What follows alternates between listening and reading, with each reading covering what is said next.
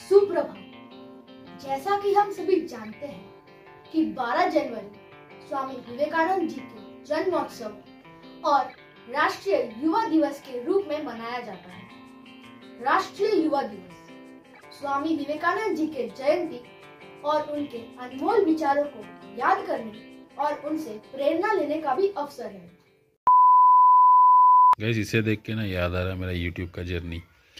ये है मेरा किट बैग जहाँ पर मैं अपना सामान जो है रखा करता था। इसके अंदर कई सारे लेंस वगैरह, ट्राईपॉड, मोनोपॉड्स वगैरह सब रखा हुआ था। और ये जो है ना, ये माइक्रोफोन आज जो हम लोग कभी कभी शॉटगन यूज़ कर रहे हैं, ये जो है ना एक फ़ोन का कॉर्ड था जिसको मैंने कट करके इसका माइक्रोफोन बना के, ये आप जो देख रहे हैं कवर, ये स्पंज का मैंने स्टिच करके मैंने बनाया था ताकि विंड नॉइज़ जो है वो कम हो।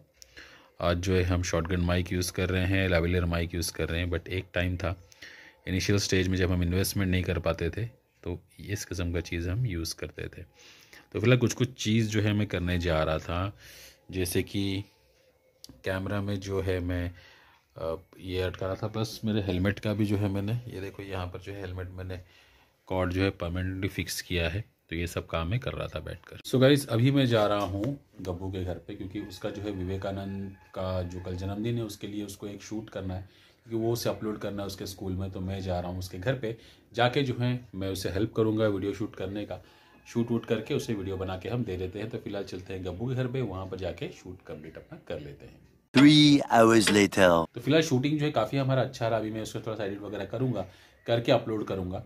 और विवेकानंद जी के बारे में मुझे नहीं लगता कि मेरे पास मैं उनके बारे में कुछ मैं ज़्यादा बोल सकूं। तो आप लोग ये जो है सुन लीजिए और एक बार देखिए कि एग्जैक्टली गब्बू जो है क्या कहना चाह रहा है।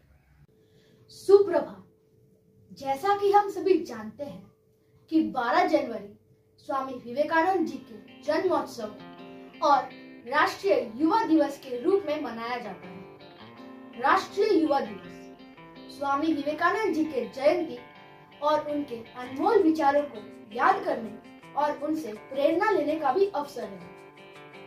आज मैं पीएमसी केंद्रीय विद्यालय क्रमांक 1 काचरापारा का विद्यार्थी शौनक चक्रवर्ती आपके सामने स्वामी विवेकानंद जी के कुछ अनमोल विचार लेकर प्रस्तुत हुआ हूँ। पहला विचार, फर्क इससे नहीं पड़ता कि आप क्या हो या कैसे दिखते हो, फर्क इससे पड़ता है कि आप क्या कर सकते हो। इसका अर्थ, हमारे देश के युवाओं का एक बहुत बड़ा वर्ग आज दिखावे का जीवन जीना पसंद करता है। उन्हें किसी भी तरह बस अपने बाहरी आवरण से खुद को सर्वश्रेष्ठ दिखाना है। ऐसा नहीं होना चाहिए। अगर हमारे जीवन में मनुष्य को ये सोचना चाहिए कि कैसे अपने जीवन की मुश्किल से मुश्किल परिस्थिति में भी अपना लक्ष्य प्राप्त कर सकते हैं, ताकि वो अपने देश और अपने समाज का नाम ऊंचा कर सकते हैं। विचार 2, दुनिया आपकी सलाह से नहीं बदलेगी, दुनिया आपके उदाहरण से बदलेगी। इसका अर्थ, हम सभी समाज का एक हिस्सा है जिसमें अच्छाई और बुराई दोनों है। अगर बुराई को मिटाना है तो इसकी शुरुआत खुद करनी पड़ेगी। अगर भ्रष्टाचार को मिटाना है तो पहले खुद के व्यक्तित्व को अच्छा करना पड़ेगा। तीसरा विचार, आपको वह नहीं मिलता जो आप चाहते हैं, आपको वही मिलता है जिसके आप योग्य हैं। यही विधान है, इसलिए खुद को योग्य बनाइए। इसका अर्थ, हम सभी के जीवन में कोई न कोई लक्ष्य होता है।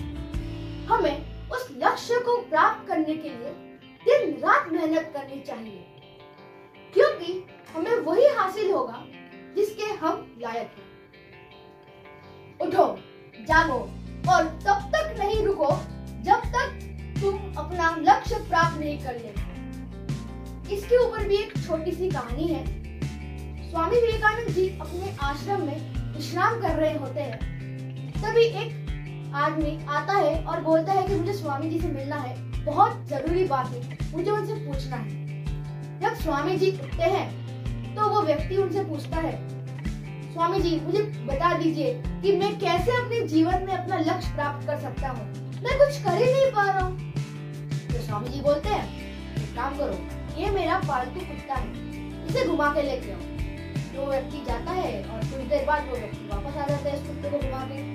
तो जब वो वापस आता है तो स्वामी जी उनसे पूछते हैं कि तुम तो बिल्कुल कमजोर नहीं लग रहे, लेकिन एक कुत्ता इतना हाफ क्यों रहा है?